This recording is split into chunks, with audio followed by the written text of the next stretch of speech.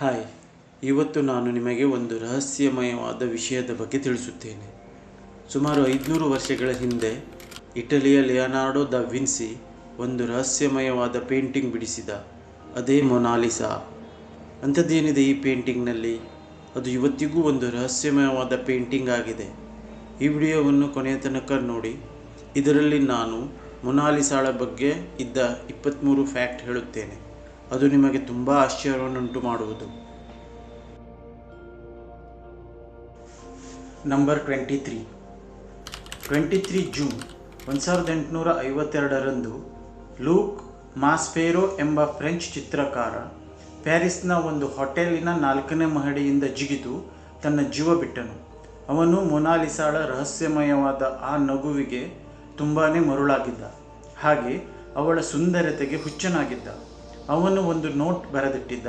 ಅದರಲ್ಲಿ ಮೊನಾಲಿಸಾಳ ಮೇಲೆ ತನಗೆ ಇದ್ದ ಪ್ರೀತಿ ಹಾಗೂ ಅನೇಕ ವರ್ಷಗಳ ಕಾಯುವಿಕೆಯ ಬಗ್ಗೆ ಬರೆದಿದ್ದ.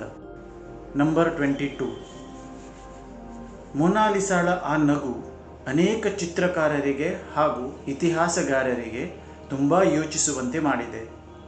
ಆ ನಗು ಬೇರೆ ಬೇರೆ ಆ್ಯಂಗಲ್ನಿಂದ ನೋಡಿದಾಗ ಬೇರೆ ಬೇರೆ ರೀತಿಯಲ್ಲಿಯೇ ಕಾಣುತ್ತದೆ, ಅಂದರೆ ಬದಲಾಗುತ್ತಾ ಹೋಗುತ್ತದೆ. ಒಮ್ಮೆ ಈ ಚಿತ್ರ ನೋಡಿದಾಗ ನಕ್ಕಿದಂತೆ ಕಂಡರೆ, ಇನ್ನೊಮ್ಮೆ ಶಾಂತವಾಗಿದ್ದಂತೆ, ಮಗದೊಮ್ಮೆ ಆ ನಗು ಮಾಯವಾದಂತೆ. ಒಂದು ರಿಸರ್ಚಿನ ಪ್ರಕಾರ ದ ವಿನ್ಸಿ ಬಿಡಿಸಿದ ಆ ಹೆಂಗಸಿನ ಮನಸ್ಸಿನಲ್ಲಿ ಏನೋ ಒಂದು ರಹಸ್ಯ ಅಡಗಿರಬಹುದು. ಅದಕ್ಕಾಗಿಯೇ ಆ ನಗು ರಹಸ್ಯವಾಗಿಯೇ ಕಾಣುತ್ತದೆ.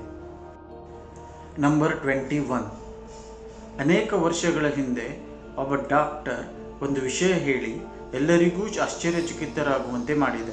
ಅದೇನೆಂದರೆ, ಮೊನಾಲಿಸಾಳ ಆ ನಗುವಿನ ರಹಸ್ಯದ ಹಿಂದೆ ಅವಳ ಎದುರಿನ 2 ಹಲ್ಲುಗಳು ಮುರಿದ ಕಾರಣ ಎಂದು. ಅದರಿಂದಾಗಿಯೇ ಅವಳ ಮೇಲಿನ ತುಟಿ ಸ್ವಲ್ಪ ಒಳಗೆ ಹೋದಂತೆ ಅನಿಸುತ್ತದೆ. 2000ನೇ ಇಸ್ವಿಯಲ್ಲಿ ಹಾರ್ವರ್ಡ್ನ ಒಬ್ಬ ನ್ಯೂರೋ ಸೈಂಟಿಸ್ಟ್ ಡಾಕ್ಟರ್ ಮಾರ್ಗ್ರೆಟ್ ಹೇಳಿದಂತೆ, ಮೊನಾಲಿಸಾಳ ನಗು ಬದಲಾಗುವುದಿಲ್ಲ, ಜನರ ಮೈಂಡ್ಸೆಟ್ ಬದಲಾಗುತ್ತದೆ. ಅಂದರೆ ನೀವು ಮೊನಾಲಿಸಾಳನ್ನು ಹೇಗೆ ನೋಡಲು ಇಚ್ಛಿಸುತ್ತೀರೋ ಹಾಗೆಯೇ ಅವಳು ನಿಮಗೆ ಕಾಣುತ್ತಾಳೆ. ನಂಬರ್ 20 ಲಿಯೋನಾರ್ಡೋ ದ ವಿನ್ಸಿ ಮೊನಾಲಿಸಾಳ ಚಿತ್ರವನ್ನು 1503ರಿಂದ 1517ರವರೆಗೆ ಬಿಡಿಸುವಲ್ಲಿ ನಿರತನಾಗಿದ್ದ. ಅವನ ಹೆಚ್ಚು ಸಮಯ ಮೊನಾಲಿಸಾಳ ತುಟಿ ಬಿಡಿಸುವಲ್ಲಿಯೇ ಹೋಯಿತು. ಅವನಿಗೆ ಮೊನಾಲಿಸಾಳ ತುಟಿ ಬಿಡಿಸಲಿಕ್ಕೆ 12 ವರ್ಷಗಳೇ ಬೇಕಾಯಿತು. ನಂಬರ್ 19 ಇದು ನಿಜ, ಮೊನಾಲಿಸಾ ತುಂಬ ಫೇಮಸ್ ಪೇಂಟಿಂಗ್, ಇಡೀ ಜಗತ್ತಿನಲ್ಲಿಯೇ ಪ್ರಖ್ಯಾತವಾಗಿದೆ. ಆದರೆ ಅವಳ ಇಷ್ಟು ಫೇಮಸ್ ಆಗಲು ಮುಖ್ಯ ಕಾರಣ ಅವಳ ಪೇಂಟಿಂಗ್ ಪ್ಯಾರಿಸ್ನ ಲೂರ್ ಎಂಬ ಮ್ಯೂಸಿಯಂನಿಂದ ಕಳುವಾಗಿತ್ತು. ನಂಬರ್ 18 ಪ್ರಪಂಚದ ತುಂಬಾ ಫೇಮಸ್ ಪೇಂಟಿಂಗ್ ಒಂದನ್ನು ಪ್ರಪಂಚದ ಅತ್ಯಂತ ದೊಡ್ಡದಾದ ಮ್ಯೂಸಿಯಂನಿಂದ ಕಳುವಾಗಿದ್ದು ಒಂದು ಆಶ್ಚರ್ಯಕರವಾದ ಘಟನೆಯಾಗಿತ್ತು. ಆದರೆ ಅದಕ್ಕಿಂತ ಹೆಚ್ಚು ಆಶ್ಚರ್ಯಗೊಳಿಸುವುದು ಅದನ್ನು ಕದ್ದಂತಹ ಆರೋಪದ ಮೇಲೆ ವಶಕ್ಕೆ ಪಡೆದ ಇನ್ನೊಬ್ಬ ಮಹಾನ್ ಪೇಂಟರ್ ಪಾಬ್ಲೋ ಪಿಕಾಸೋ. ಮೊದಲು ಪಾಬ್ಲೋ ಪಿಕಾಸೋ ಅವರನ್ನು ವಶಕ್ಕೆ ಪಡೆಯಲಾಯಿತು. ನಂತರ ತುಂಬ ಇನ್ವೆಸ್ಟಿಗೇಷನ್ ನಂತರ ಅವರ ಮೇಲಿನ ಆರೋಪ ತೆಗೆಯಲಾಯಿತು. ನಂಬರ್ 17 ಓಕೆ, ಹಾಗಾದರೆ ಯಾರು ಮೊನಾಲಿಸಾಳನ್ನು ಕದ್ದವರು? 21 ಆಗಸ್ಟ್ 1911ರಂದು ಇದನ್ನು ಕದ್ದಿದ್ದು. ಆದರೆ ಆ ದಿನ ಅದನ್ನು ಯಾರೂ ಗಮನಿಸಲಿಲ್ಲ. ನೆಕ್ಸ್ಟ್ ಡೇ ಅದನ್ನು ನೋಡಲಾಯಿತು. ಲೂರ್ ಮ್ಯೂಸಿಯಂ ಅನ್ನು 1 ವಾರ ಇನ್ವೆಸ್ಟಿಗೇಷನ್ ಸಲುವಾಗಿ ಮುಚ್ಚಲಾಯಿತು. ಆ ಪೇಂಟಿಂಗ್ ಅಲ್ಲೇ ಎಲ್ಲಾದರೂ ಇರಬಹುದೆಂಬ ಕನ್ಫ್ಯೂಷನ್ನಿಂದ. ನಂತರ ಗೊತ್ತಾಯಿತು ಅದು ಅದೇ ಮ್ಯೂಸಿಯಂನ ಒಬ್ಬ ವರ್ಕರ್ ವಿನ್ಸೆಂಜೋ ಪುರಿಗಿಯಾ ಎಂಬುವವನು ಕದ್ದಿದ್ದು ಎಂದು. ಅವನು ಅಲ್ಲಿಯೇ ಒಂದು ಕೋಣೆಯಲ್ಲಿ ಅವಿತುಕೊಂಡಿದ್ದು, ಮ್ಯೂಸಿಯಂ ಬಂದಾಗಿದ್ದಾಗ ತನ್ನ ಕೋಟಿನಲ್ಲಿ ಅಡಗಿಸಿಕೊಂಡು ಅಲ್ಲಿಂದ ಪಾರಾಗಿದ್ದ. ನಂಬರ್ 16 ವಿನ್ಸೆಂಜೋ ಇಟಲಿಯ ಒಬ್ಬ ದೇಶಭಕ್ತ ನಾಗರಿಕನಾಗಿದ್ದ. ಅವನ ಇಚ್ಛೆ ಲಿಯೋನಾರ್ಡೋನ ಈ ಪೇಂಟಿಂಗ್ ಅವನ ದೇಶಕ್ಕೆ ವಾಪಸ್ ಆಗಬೇಕೆಂಬುದು ಹಾಗೂ ಅದು ಇಟಲಿಯ ಮ್ಯೂಸಿಯಂನಲ್ಲಿ ಇಡಬೇಕೆನ್ನುವುದು. 2 ವರ್ಷಗಳ ನಂತರ ವಿನ್ಸೆಂಜೋನ ಸೆರೆ ಹಿಡಿಯಲಾಯಿತು. ಅವನು ಆ ಪೇಂಟಿಂಗನ್ನು ಇಟಲಿಯ ಫ್ಲೋರೆನ್ಸ್ ನಗರದ ಆರ್ಟ್ ಮ್ಯೂಸಿಯಂನ ಡೈರೆಕ್ಟರ್ಗೆ ಮಾರಲು ಹೋಗಿದ್ದಾಗ ಆತ ಸೆರೆ ಸಿಕ್ಕನು. ಅದು ಪ್ರದರ್ಶನಕ್ಕೆ ಇಟ್ಟ 2 ವಾರಗಳ ನಂತರ 4 ಜನವರಿ 1914 ವಾಪಸ್ಸು ಅದು ಪ್ಯಾರಿಸ್ನ ಮ್ಯೂಸಿಯಂಗೆ ತರಲಾಯಿತು. ವಿನ್ಸೆಂಜೋಗೆ 6 ತಿಂಗಳು ಜೈಲು ಶಿಕ್ಷೆಯಾಯಿತು, ಆದರೆ ಇಟಲಿ ಅವನ ದೇಶಭಕ್ತಿಯನ್ನು ಸ್ವಾಗತಿಸಿತು. ನಂಬರ್ 15, ಮೊನಾಲಿಸಾಳ ಅವಳಿ ಪೇಂಟಿಂಗ್ ಹೊಂದಿದೆ. ಅದು ಕೂಡ ಸೇಮ್ ಟು ಸೇಮ್. ಹೇಳುತ್ತಾರೆ ಅದು ಲಿಯೋನಾರ್ಡೋ ವಿನ್ಸಿಯ ಕಾಲದಲ್ಲಿ ಅವರ ಸ್ಟೂಡೆಂಟ್ ಫ್ರಾನ್ಸಿಸ್ಕೋ ಮೆಲ್ಜಿ ಬಿಡಿಸಿದರು ಎಂದು. ಇದು ಈಗ ಸ್ಪೇನ್ನ ರಾಜಧಾನಿ ಮೆಡ್ರಿಡ್ನ ಪರಾತೋ ಮ್ಯೂಸಿಯಂನಲ್ಲಿದೆ. ನಂಬರ್ 14, ಇನ್ನೂ ತನಕ ಮೊನಾಲಿಸಾ ಯಾರೆನ್ನುವುದು ರಹಸ್ಯವಾಗಿಯೇ ಇದೆ. ಅಂದರೆ ದ ವಿನ್ಸಿ ಯಾರ ಚಿತ್ರ ಬಿಡಿಸಿದ, ಆ ಹೆಂಗಸು ಯಾರು? ಅನೇಕ ಸ್ಕೋರರ ಪ್ರಕಾರ ಈ ಪೇಂಟಿಂಗ್ನಲ್ಲಿ ಇರುವ ಚಿತ್ರ ಲೀಸಾ ಘೆರಾದಿನಿಯದು. ಅವಳು ಫ್ಲೋರೆನ್ಸ್ನ ಇಟಲಿಯ ಹೆಂಗಸಾಗಿದ್ದಳು. ಆದರೆ ಇನ್ನೊಂದು ಥಿಯರಿ ಪ್ರಕಾರ ಮೊನಾಲಿಸಾ ಅವನ ಸ್ವಂತ ಚಿತ್ರವಾಗಿದೆ, ಅಂದರೆ ಈ ಚಿತ್ರ ಅವನದೇ ಹೆಂಗಸಿನ ರೂಪದಲ್ಲಿ ಬಿಡಿಸಲಾಗಿದೆ ಎಂದು.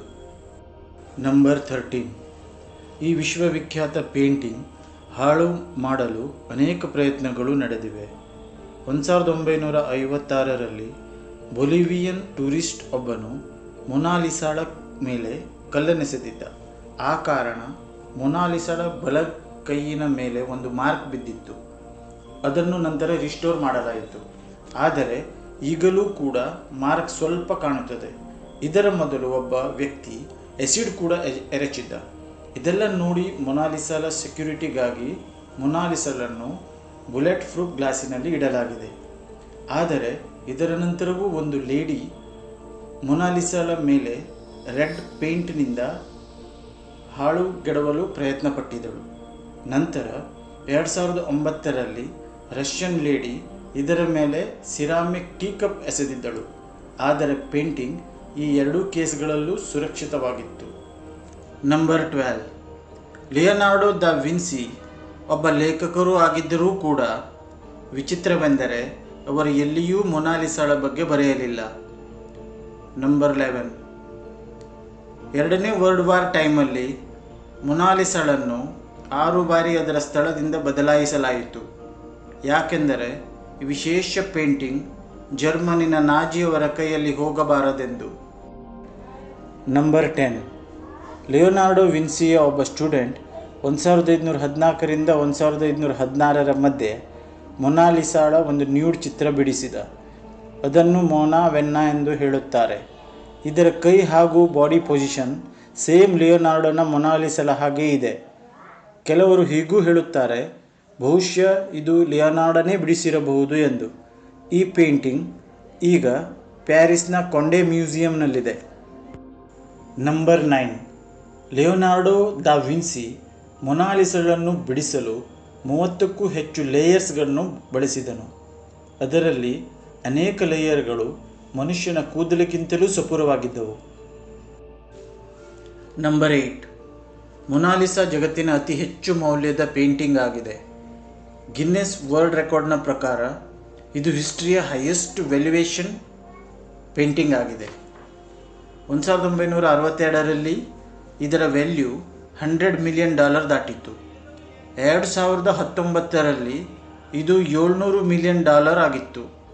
ಆದರೆ ಫ್ರೆಂಚ್ ಹೆರಿಟೇಜ್ ಲಾ ಪ್ರಕಾರ ಇದನ್ನು ಮಾರುವುದಾಗಲಿ ಅಥವಾ ಖರೀದಿಸುವುದಾಗಲಿ ಸಾಧ್ಯವಿಲ್ಲ, ಯಾಕೆಂದರೆ ಇದು ಪಬ್ಲಿಕ್ ಸಲುವಾಗಿ ಇದೆ. ನಂಬರ್ 7, 1519ರಲ್ಲಿ ಲಿಯೋನಾರ್ಡೋ ಮರಣಾನಂತರ ಮೊನಾಲಿಸಾ ಫ್ರಾನ್ಸ್ ರಾಜರ ಪ್ರೈವೇಟ್ ಕಲೆಕ್ಷನ್ನ ಭಾಗವಾಗಿತ್ತು. ಫ್ರೆಂಚ್ ರೆವಲ್ಯೂಷನ್ನ ನಂತರ ಮೊನಾಲಿಸಾಳನ್ನು ಲೂರ್ ಮ್ಯೂಸಿಯಂನಲ್ಲಿ ಇಡಲಾಯಿತು. ಈ ಪೇಂಟಿಂಗ್ ನೆಪೋಲಿಯನ್ಗೆ ಎಷ್ಟು ಇಷ್ಟವಾಯಿತೆಂದರೆ ಸ್ವಲ್ಪ ದಿನಗಳವರೆಗೆ ತನ್ನ ಬೆಡ್ರೂಮಿನಲ್ಲೇ ಇರಿಸಿಕೊಂಡಿದ್ದನು. ನಂಬರ್ 6, ಇದು ಎಷ್ಟು ನಿಮಗೆ ಕಾಣಿಸುತ್ತದೆಯೋ ಅದಕ್ಕಿಂತ ಚಿಕ್ಕದಾಗಿದೆ. ಇದರ ಸೈಜ್ 30x21 ಇಂಚಿದೆ. Weight 8 kg. ದ ವಿನ್ಸಿ ಇದನ್ನು ಪೇಪರ್ ಅಥವಾ ಕ್ಯಾನ್ವಾಸ್ ಮೇಲೆ ಬಿಡಿಸಲಿಲ್ಲ. ಬದಲಿಗೆ ಪಾಪ್ಯುಲರ್ ಕಟ್ಟಿಗೆಯ ಪ್ಯಾನಲ್ ಮೇಲೆ ಆಯಿಲ್ನಿಂದ ರಚಿಸಿದ. ಎಷ್ಟು ಸುಂದರವಾಗಿ ಬಿಡಿಸಿದನೆಂದರೆ ಇದರ ಮೇಲೆ ಬ್ರಷ್ಸಿನ ಮಾರ್ಕ್ ಸಹ ಕಾಣುವುದಿಲ್ಲ.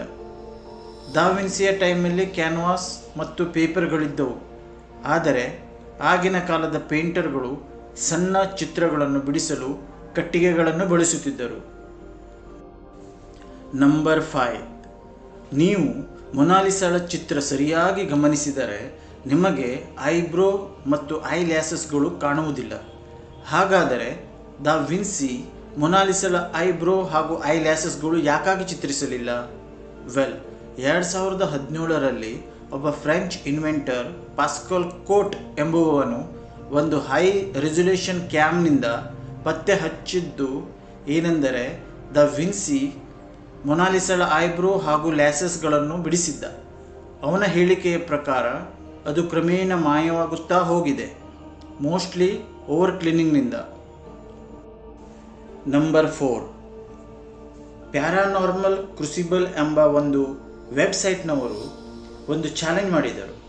ಅದೇನೆಂದರೆ ಮೊನಾಲಿಸಾ ಪೇಂಟಿಂಗ್ನಲ್ಲಿ ಒಂದು ಏಲಿಯನ್ ಅಡಗಿದೆ ಎಂದು.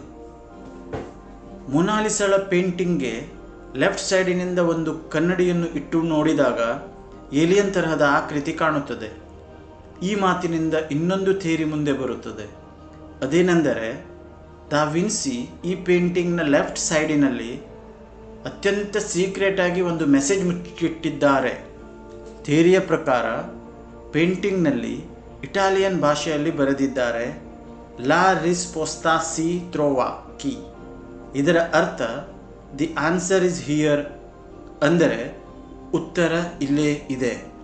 ಆದರೆ ಇದರಲ್ಲಿ ಎಷ್ಟು ಸತ್ಯ ಇದೆ ಎಂಬುದು ಇನ್ನೂ ಕ್ಲಿಯರ್ ಇಲ್ಲ.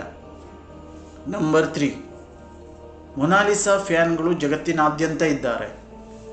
ಈ ಪೇಂಟಿಂಗ್ನ ಮೇಲೆ ಅನೇಕ ಪೋಯಮ್ಸ್ಗಳು ಬರೆದಿದ್ದಾರೆ ಮತ್ತು ಅನೇಕ ಸಾಂಗ್ಸ್ಗಳೂ ಇವೆ.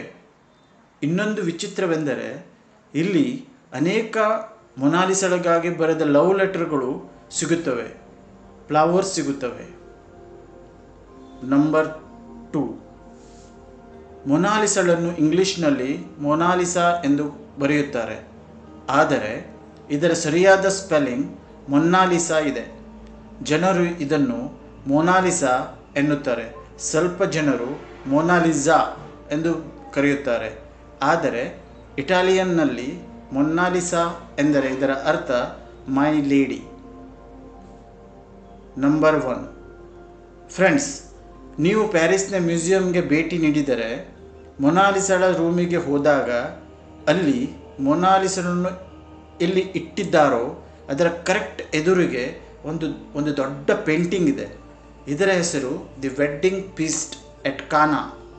ಇದನ್ನು ಇಟಾಲಿಯನ್ ಪೇಂಟರ್ ಪಾವೊಲೋ ವೆರೋನೆಸ್ ಎನ್ನುವವನು 1563ರಲ್ಲಿ ರಚಿಸಿದನು. ಇದು ಮ್ಯೂಸಿಯಂನ ಅತಿದೊಡ್ಡ ಪೇಂಟಿಂಗ್, ಸುಮಾರು 22.21 ಫೀಟ್ ಬೈ 32x61 ಫೀಟ್ ಇದೆ. ಇದರಲ್ಲಿಯೂ ಅನೇಕ ವಿಸ್ಮಯಕಾರಿ ವಿಷಯಗಳಿವೆ. ಇದರ ಬಗ್ಗೆ ಇನ್ನೊಂದು ವಿಡಿಯೋದಲ್ಲಿ ತಿಳಿಸುತ್ತೇನೆ. ಇಲ್ಲಿ ಅನೇಕ ಚಿತ್ರಗಳು ಇವೆ. ಒಂದೊಂದು ಪೇಂಟಿಂಗ್ಗಳು ಒಂದೊಂದು ವಿಚಿತ್ರವಾದ ಕಥೆಗಳು ಹೇಳುತ್ತವೆ. ಪ್ಯಾರಿಸ್ನ ಲೂರ್ ಮ್ಯೂಸಿಯಂ ಜಗತ್ತಿನ ಅತಿ ದೊಡ್ಡ ಆರ್ಟ್ ಮ್ಯೂಸಿಯಂ. ಇದರಲ್ಲಿ 35,000 ಹಿಸ್ಟೋರಿಕ್ ಮಾನ್ಯುಮೆಂಟ್ಸ್ಗಳಿವೆ. ಆದರೆ ಹೆಚ್ಚು ಜನರು ಮೊನಾಲಿಸಾಳನ್ನೇ ನೋಡಲು ಬರುತ್ತಾರೆ, ಅವಳ ಸಂಗಡ ಸೆಲ್ಫಿ ತೆಗೆದುಕೊಂಡು ಹೋಗುತ್ತಾರೆ. ಈ ವಿಡಿಯೋದಲ್ಲಿ ಇಷ್ಟೇ. ಮುಂದಿನ ವಿಡಿಯೋದಲ್ಲಿ ಇನ್ನೊಂದು ಕುತೂಹಲಕಾರಿ ವಿಡಿಯೋ ಬಗ್ಗೆ ನೋಡಿ. ಈ ವಿಡಿಯೋ ಇಷ್ಟವಾದಲ್ಲಿ ಲೈಕ್, ಸಬ್ಸ್ಕ್ರೈಬ್, ಶೇರ್ ಮಾಡಿ. ಹಾಗೆ ಬೆಲ್ ಐಕಾನ್ ಮೇಲೆ ಕ್ಲಿಕ್ ಮಾಡಿ. ಹಾಗೆಯೇ ಕಮೆಂಟ್ ಮಾಡಿ ತಮ್ಮ ಸಲಹೆಗಳನ್ನು ನೀಡಿ.